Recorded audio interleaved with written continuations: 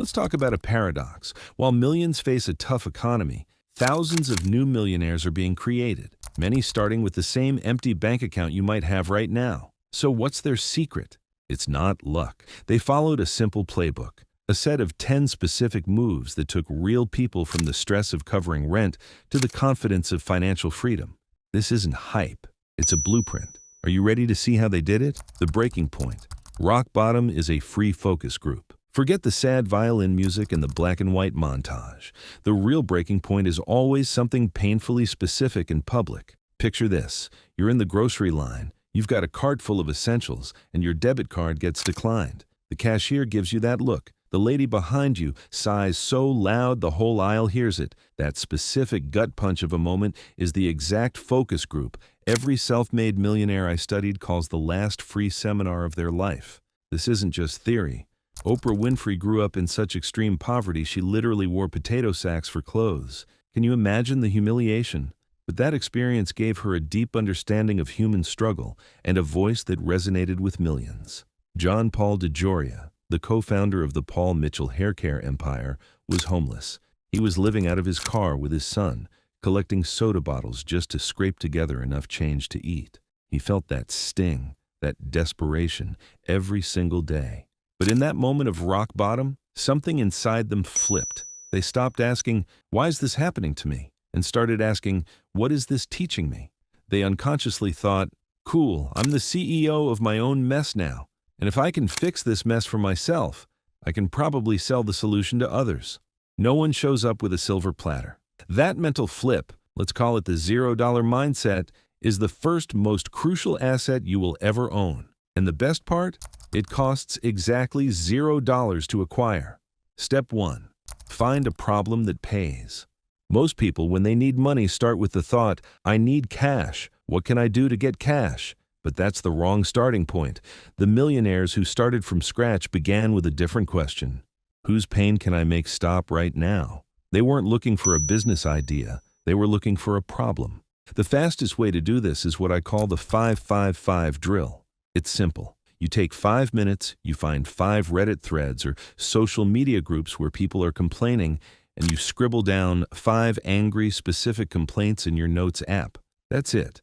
You're not looking for billion-dollar ideas. You're looking for small-scale, intense frustration. Take Jan Koum. He was an immigrant living on food stamps, a classic started-with-nothing story. His problem was incredibly simple. He was annoyed that he kept missing calls on his flip phone when he was at the gym because you couldn't tell if someone had tried to reach you. It was a personal pain point, so he decided to build a simple application that would show people's statuses next to their names. That little app, born from a simple annoyance, became WhatsApp. It eventually sold to Facebook for $19 billion. He didn't try to build an empire. He just located a pain point that paid. Here's the rule. If you can't fit the complaint on a Post-it note, you can't charge money to make it disappear. Keep it simple. Find the pain. Step 2. The ugly first version. The next move is critical, and it goes against every perfectionist instinct you have. You must launch an ugly first version. It has to be ugly on purpose. Mr. Beast, the biggest YouTuber on the planet, didn't start with million-dollar sets. His first videos were potato cam grainy, probably filmed on a cheap Android phone with terrible lighting. But he started. He called his strategy the minimum lovable atrocity. The translation is brilliant. Ship garbage that solves one problem perfectly. Then, listen to the feedback, strip the best parts, and torch the rest. You need one problem, one promise, one pixelated thumbnail. You launch before the logo is perfect, before the website is beautiful, before you have a business card. Why? Because your first few customers will fund the polish. Let's do some quick math. Let's say your first YouTube video gets 100 views. That's nothing. But at a 10-cent RPM, that's $10.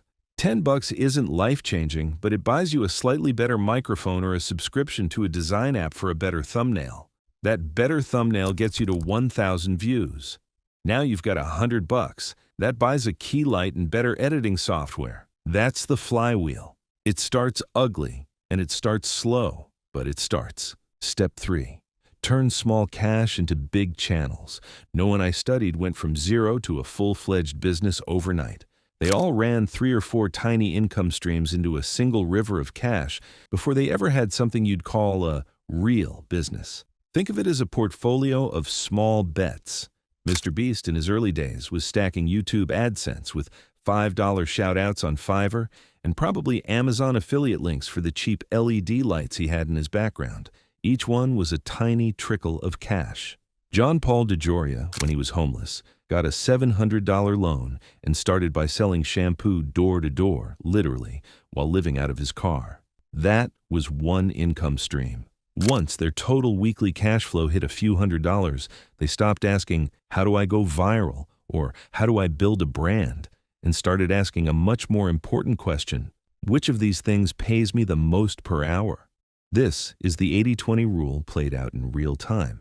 They would look at their streams of income, identify the one that was bringing in the least money for the most effort, and cut it without mercy. Then they would take that newfound time and energy and pour it all into the winner.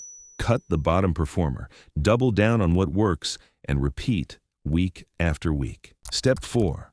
The mentor shortcut. Here's what they didn't do. They didn't send vague, needy messages asking, "Will you be my mentor?" That's a request for free labor, and successful people ignore it all day long. They did something smarter. They took action first, got a result, and then reached out. They'd slide into the DMs of someone they admired with a screenshot of revenue and one simple line: "Made $127 this week using the advice from your 2020 tweet. Thank you. My question is, how do I 10x this without running paid ads?" Mentors reply to receipts, not requests. Proof of action is the ultimate currency. It shows you're a doer, not just a dreamer. It shows you value their time by first valuing your own. Then, every millionaire I studied did something crucial. They paid the mentor for their time with the first real profit they made, not with some vague promise of future hope cash. If you're still at zero, you can do this too. Go solve 10 customer problems for free. Document the results with screenshots and testimonials, and then present that to a potential mentor. Screenshots of success beat paragraphs of desperation every single time. Step 5. First hire before first Lamborghini. This step is where most people get stuck.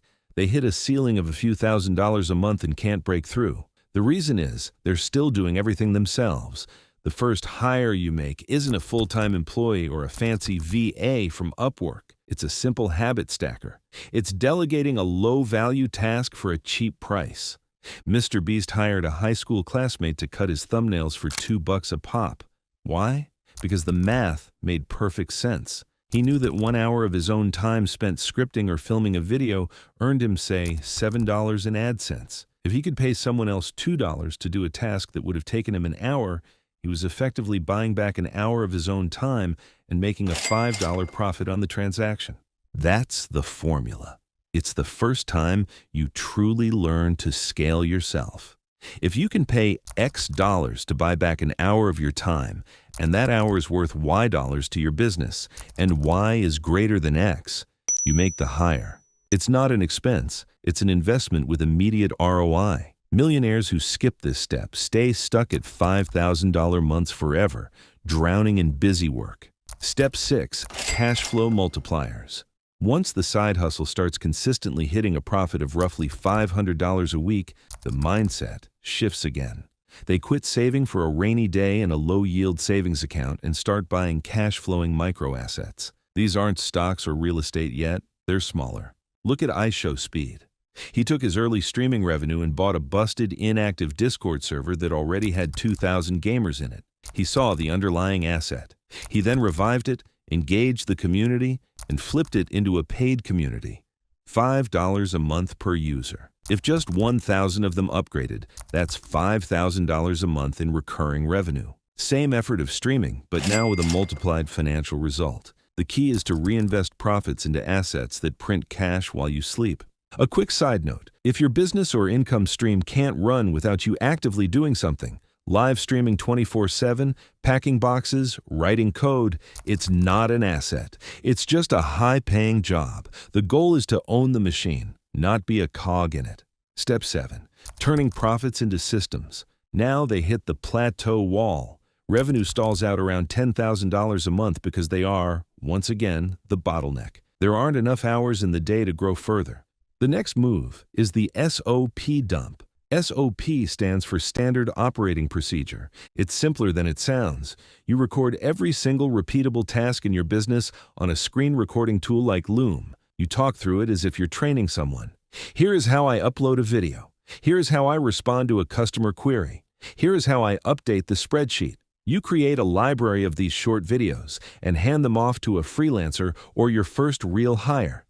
Then you build a simple scoreboard, a shared spreadsheet, so your freelancers can track their own performance and compete without you having to micromanage them.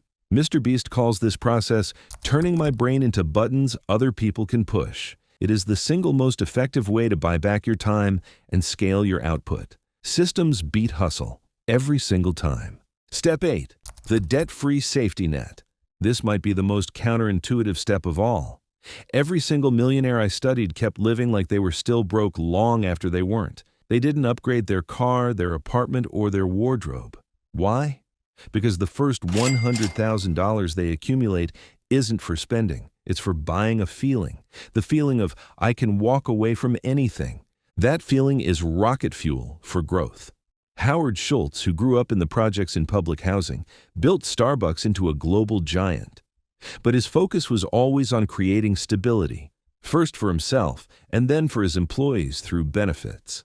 Once you know, with absolute certainty, that your rent and bills are covered for an entire year, even if your business crashes to zero, you start making different decisions. You take the calculated risks that can double your revenue. You're no longer playing defense, you're playing offense. The rule is simple. Keep your personal monthly burn lower than the passive cash flow from your micro assets. Park the rest of your profits in simple index funds. Only after you have a year of freedom funded do you even consider upgrading your lifestyle. Debt is the only thing that can still send you all the way back to zero. The turning point.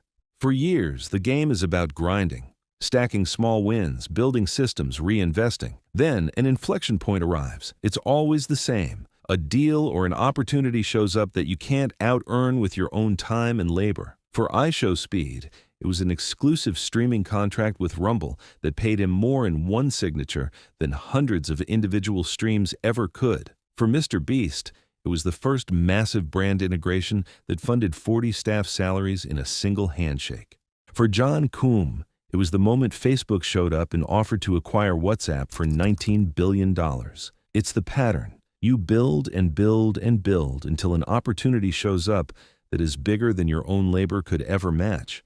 And because you built that debt-free safety net, you have the clarity and courage to jump on it. Scaling the empire.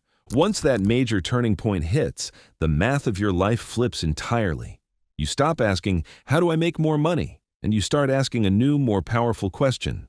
How do I buy back my time at the lowest possible cost per hour? Every hire, every system, every ad dollar is now measured against one single metric, the cost per hour of freedom it reclaims for you.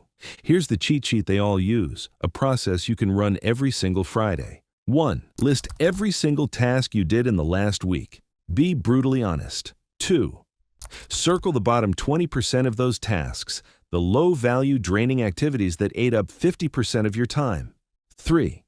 You have 3 choices for every circled task. Hire someone to do it, automate it with software, or delete it entirely. You must make a decision and act on it within 7 days. Do this every Friday for a year, and your empire will scale, but your sanity won't collapse along with it. So what's the blueprint really? When you strip it all away, it's just 10 moves. It starts with $0, and it's powered by one simple decision to keep moving forward, no matter what. Rock Bottom hands you the essential mindset for free. Problems in the world hand you your market. Micro profits hand you the proof of concept. Mentors hand you the shortcuts. Systems hand you the scale. And eventually, one big deal hands you the final multiplier. If you're watching this right now with $0 in your bank account, the only thing you actually need to worry about is step 1. Your only homework is this. Find one complaint you saw online today. Just one. And think about how you could make that specific pain vanish for just $10. Drop your answer in the comments below. I'm serious. The best, most practical answer, the one that identifies a real pain and a simple solution, might just have located a pain point for pay, and you begin the journey. Make sure you subscribe, because we're already scripting the deep dive on the next finance hack. I'll see you at the top.